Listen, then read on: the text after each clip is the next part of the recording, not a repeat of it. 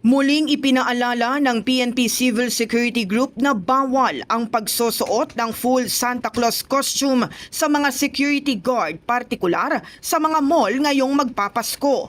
Ayon sa CSG, may prescribed uniform sa mga security guard. Sakali umanong mag-iba ng uniform, ang mga ito ay kailangang dumaan muna sa approval ng kanilang tanggapan. Yes, may prescribed uniform naman tayo para sa lahat ng security guards natin. So, alam nila yan. Kaya pag may deviation sa ating prescribed uniform, kailangan mag-request sila dito for approval. Sakaling labagin, papatawan ng penalty ang security agency na nagpahintulot nito. Nilinaw ni Francisco, bagaman bawal ang full Santa Claus uniform, ay papayagan naman ng CSG ang pagsusuot nila ng sombrero o yung Santa hat. Ngayon siguro kung yung minimal naman, kagaya ng sombrero lang ng Santa Claus, siguro pagbibigyan natin yun. Pero pag buong uniform na ang kanilang idadebate, ay bawal yun.